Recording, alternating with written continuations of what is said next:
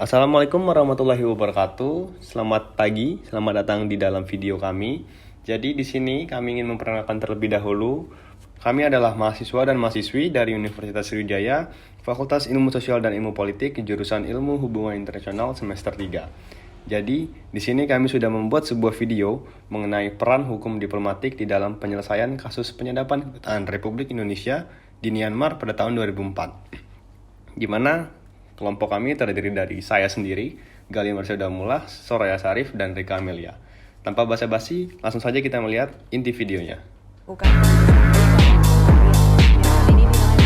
Besar Indonesia di Myanmar bisa mempromosikan Jakarta dari Undang-Undang Nomor 36 Tahun 1999 tentang telekomunikasi. kondisi kedutaan besar Indonesia dalam kondisi aman. Dari depan kantor kedutaan besar Australia di kawasan Pemerintahan Jakarta Selatan. Lalu siapakah sebenarnya yang bisa melakukan penyadapan Di kasus sentimen negatif dan 556 million people already falling into the corporate head office. Can the Times learning keep pace with the emerging threats or will it be left behind? Even with the most sophisticated defenses, cyber criminals sometimes get lucky.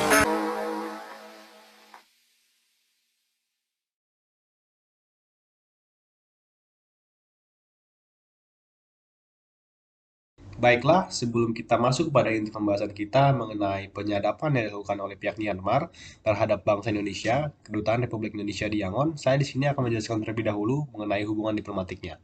Jadi, hubungan diplomatik di sini secara definisi diartikan sebagai hubungan antar negara secara bilateral atau dua negara dengan tujuan untuk memelihara, mengembangkan pembangunan negara dalam mencapai suatu tujuan nasional dari suatu negara tersebut.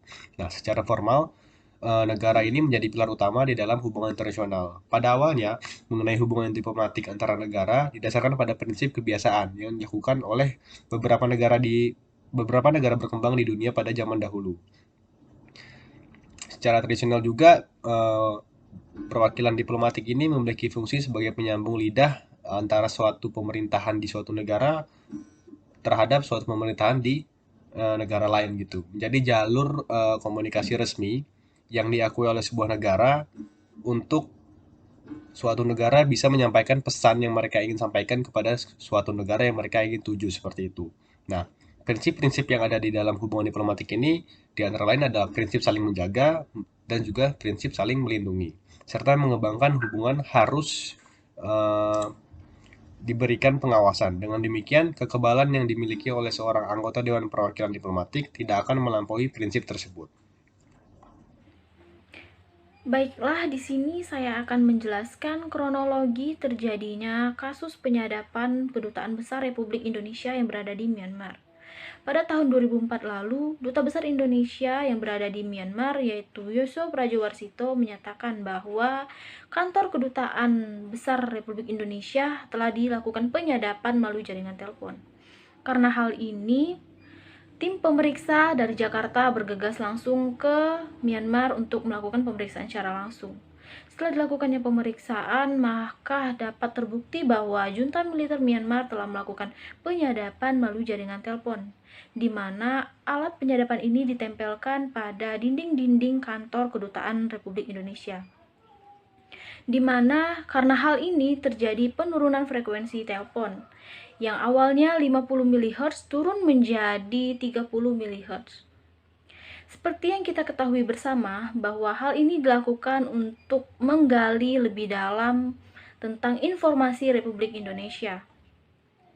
Melihat hal ini dapat kita simpulkan bahwa sistem keamanan di sekitar gedung Kedutaan Republik Indonesia semakin melemah, di mana hal ini juga merupakan kewajiban dari negara penerima untuk ikut melindungi kantor kedutaan-kedutaan yang berada di negaranya.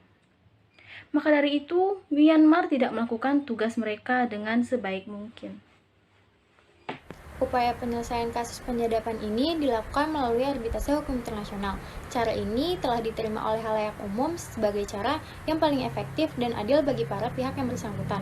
Selain menggunakan arbitrase, pengadilan internasional juga dapat digunakan untuk menyelesaikan kasus ini, karena pengadilan internasional regional hadir untuk menyelesaikan kasus penyadapan Kedutaan Besar Republik Indonesia di Myanmar. Jalur diplomatik menjadi langkah awal yang paling baik bagi kedua negara yang bersangkutan. Namun, apabila kesepakatan ini gagal, dalam jalur diplomasi, maka cara lain yang digunakan yaitu secara hukum dan membawanya ke mahkamah internasional. Baiklah, di sini saya akan menjelaskan peran hukum internasional dan konsuler dalam menghadapi kasus penyadapan Kedutaan Besar Republik Indonesia yang berada di Yangon, Myanmar tahun 2004. Kelalaian dan kegagalan negara penerima yaitu Myanmar dalam menjaga hubungan diplomatik merupakan suatu pelanggaran yang sudah tercantum di dalam Konvensi Wina 1961 pasal 22 ayat 1. Karena kasus ilegal yang dilakukan oleh Myanmar ini membuat Indonesia sangat kecewa terhadap Myanmar. Tetapi Indonesia memilih menyelesaikannya dengan cara damai, yaitu diwakilkan dengan konselor sesuai dengan Piagam PBB pasal 2 ayat 3 dan pasal 33, di mana Myanmar harus bertanggung jawab dalam hal ini. Yang pertama, Myanmar harus melakukan sebuah permintaan maaf secara resmi kepada Republik Indonesia atau Kedutaan Besar Republik Indonesia. Yang kedua, Myanmar harus melakukan sebuah ganti rugi, baik itu nominal atau melakukan sebuah renovasi, sehingga kembali ke dalam keadaan semula.